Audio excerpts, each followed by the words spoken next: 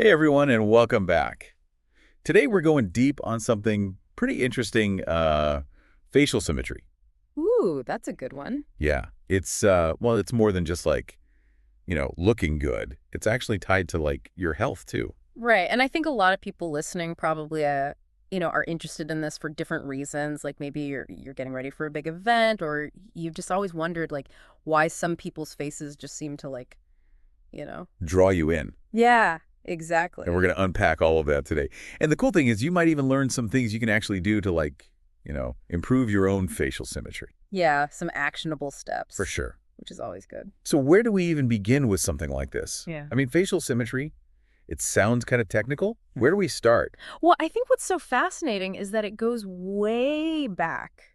Like if you think about our ancestors way back in the Paleolithic era, Okay. they didn't have, blood tests and all these fancy ways to assess someone's health. They couldn't just like check their Instagram. Yeah, right, exactly. So they needed like a quick visual way to kind of gauge, how healthy and fit someone was. Especially potential mates. Yeah, exactly. Wait, Like they needed to know, okay, is this person going to be a good, partner to have children with?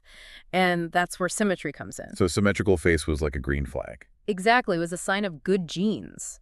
It meant that someone had thrived despite all the challenges of their environment. So it meant they were probably pretty strong and healthy. Right. They'd likely avoided serious illnesses or injuries or, malnutrition, all those things that could throw off symmetry. Wow, so like a symmetrical face was basically like a billboard that said, hey, I'm healthy, pick me. Yeah, pretty much. And here's the crazy thing. That ancient preference for symmetry is still with us today. Like it's hardwired into our brains. Wait, really? Even after all these centuries of, changing beauty standards. It's true. Think about it, like fashion and hairstyles and makeup trends, they all change constantly, right? Yeah. But we're still drawn to faces that are well proportioned and balanced. Huh. So it's like this subconscious thing that's telling us this person looks healthy and like they'll be a good mate. Exactly. It's like this deep-rooted connection between symmetry and attractiveness. That's wild. Okay, so our ancestors developed this preference for symmetry because it meant health. But does it still hold true today? Like, we have so much more information now. That's a great question. And while we definitely have more than just appearances to go on nowadays, research actually suggests that facial symmetry is still linked to health. Okay, how so? Well, studies have found that people with more symmetrical faces tend to have stronger immune systems. Really? Yeah, and better cardiovascular health, Mm. and even higher fertility rates. Wow, so it's not just about looking good. It's like a sign of being healthy overall. Exactly. It's pretty amazing. Okay, so I have to ask this now. Can we change our facial symmetry? Well, that's where things get really interesting. You see, unlike most of the bones in our body, which kind of stop growing after puberty, the bones in our face, they actually keep a little bit of plasticity throughout our lives. Wait, hold on. You're telling me that our facial bones can actually change? They can. It's a subtle process, but small, consistent forces over time can actually reshape the face. So you're saying like if we do certain things, our faces can actually change shape? Exactly. It's Yeah. kind of like orthodontics, but for your whole facial structure. That's crazy. Okay, so what kind of things are we talking about? What can we actually do to change our facial symmetry? Well, there's this fascinating study done on identical twins. Okay. And since twins share the same genes, researchers were able to kind of isolate the impact of lifestyle choices on their facial symmetry. So like nature versus nurture. Exactly. What did they find? Like what were the things that messed up people's symmetry? One of the most surprising things was sleeping position. Oh, really? Yeah, it turns out that sleeping on your stomach with your face smushed into the pillow can actually lead to your nose and the corners of your mouth becoming less symmetrical over time. Oh no, I'm a stomach sleeper. Don't worry, we'll talk about some techniques you can use to counteract that later on. But the twin study also found that smoking can make your face less symmetrical. Makes sense. Yeah. And even having teeth pulled can do it. Wow, I never would have thought of that. Yeah, smoking affects blood flow to the face and makes you age faster. And pulling teeth can cause the jawbone to kind of shift and remodel unevenly. So even if you have the same genes, your everyday habits can really make a difference in how symmetrical your face is. Exactly. You have more control than you think. That's actually pretty cool. Okay, so we've talked about bones, but what about the muscles in our faces? They have to play a role too, right? Oh, absolutely. And those muscles are much stronger than you might think. Remember those Paleolithic ancestors we talked about? Yeah. Well, their diet of like really tough, chewy foods gave their jaw muscles a serious workout. Okay. And that led to well-developed jaw muscles and wider dental arches, which contributed to better facial symmetry. And fewer dental problems too, probably, right? Exactly. Bonus points. So are you saying that our modern diets of soft processed foods Mhm. are actually making our jaw muscles weaker and messing up our symmetry? It's definitely a factor. When we don't have to chew as much, our jaw muscles don't get the same stimulation. So we end up with like a weaker jawline and a narrower face. Right. And even problems with our teeth lining up properly. Wow. I never realized how important chewing was for our faces. Mm-hmm. Okay, so strong jaw muscles are key. Got it. Yeah. But is there anything else that can affect our facial structure? There is, and this might sound a little strange, but we need to talk about tongue posture. Tongue posture. Okay, I'm listening. So your tongue actually plays a huge role in guiding how your face develops. And where it rests in your mouth can really impact your whole facial structure. Okay, now I'm really intrigued, but also a little confused. Yeah. What exactly do you mean by tongue posture? Imagine your mouth as like a scaffolding for your face. Okay. The ideal position for your tongue is resting gently against the roof of your mouth with the tip lightly touching right behind your front teeth. So, like, not just resting on the bottom of your mouth. Right, because when it's up there, it provides this gentle upward pressure that helps expand the palate and guide the facial bones forward.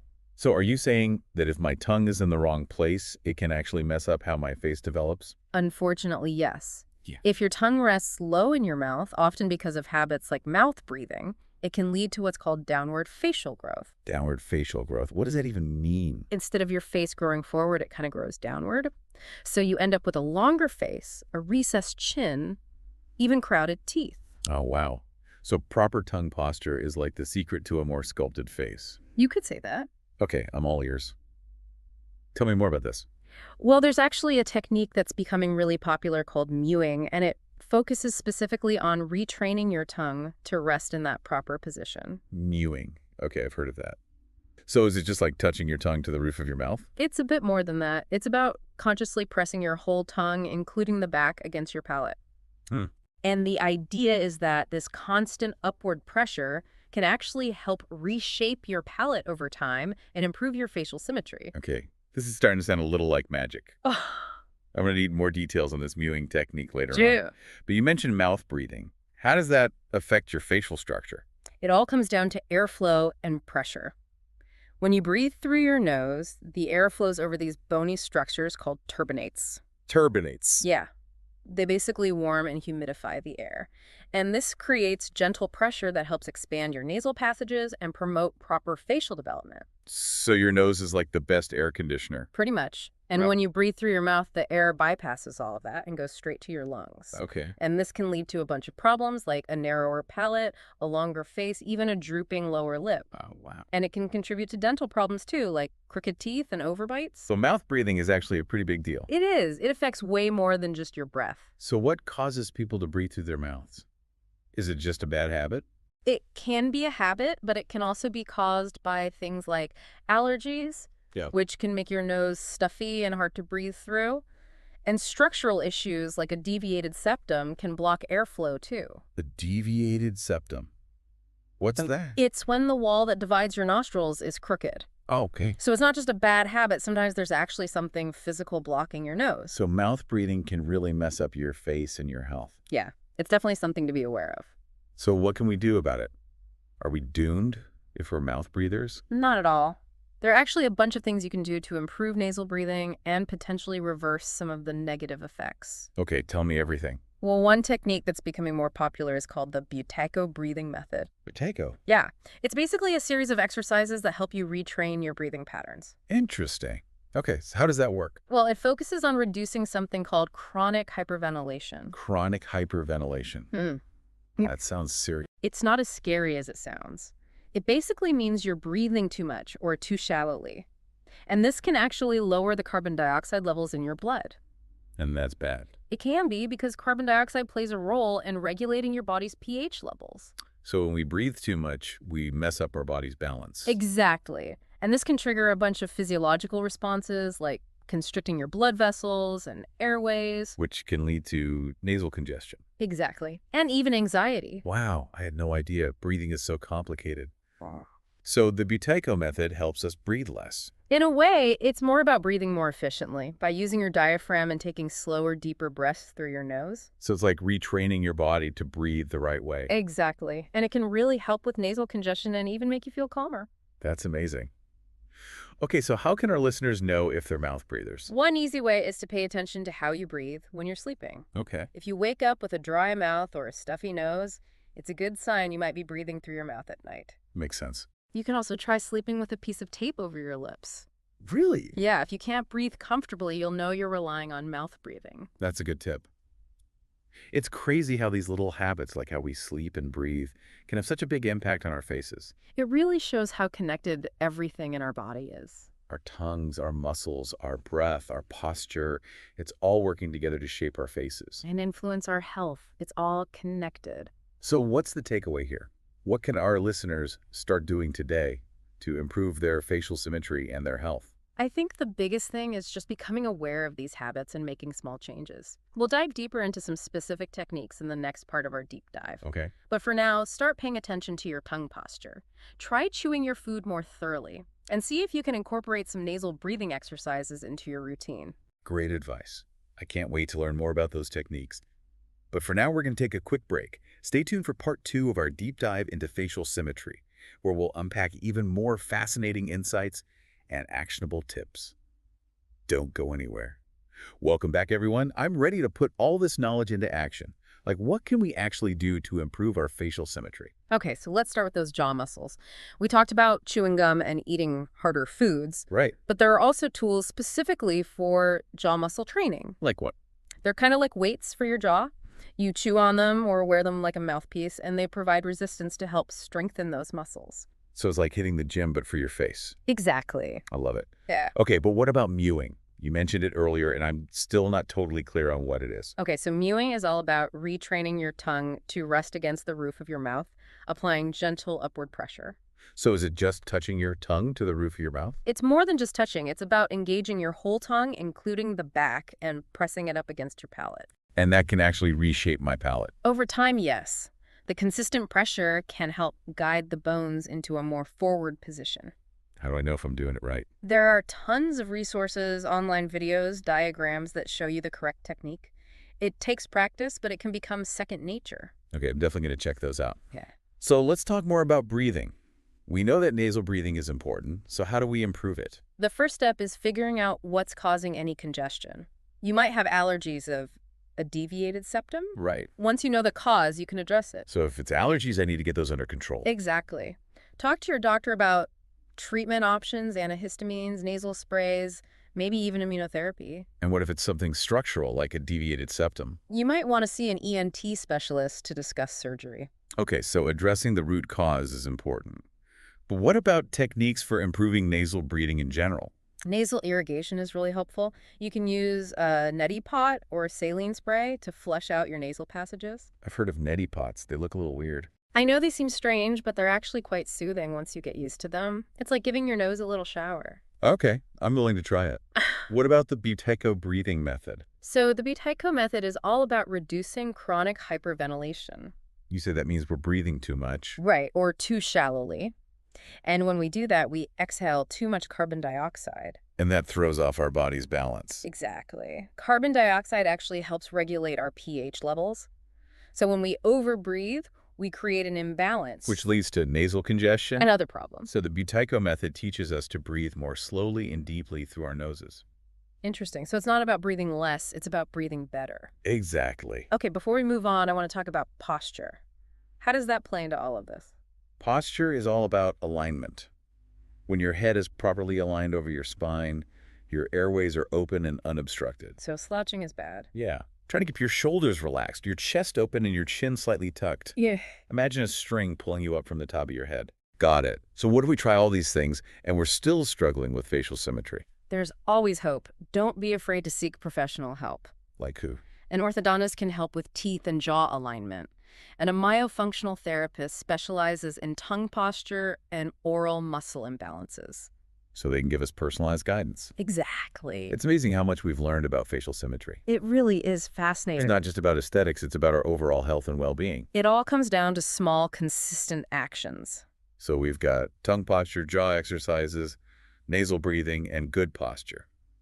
What else? Don't forget about addressing any underlying causes of mouth breathing like allergies. Right. And if we're still struggling, we can always consult with an expert. You got it. This has been so helpful. I feel like I have a much better understanding of facial symmetry now. I'm glad to hear that. So what's the big takeaway here? I think it's that we have more control over our facial structure and our health than we realize. By making small changes to our habits, we can actually make a big difference. Exactly. It's all about taking those small steps consistently. This has been a really eye-opening conversation. Yeah. I can't wait to dive into the next part. Me too. Okay, symmetry seekers, time for the toolkit.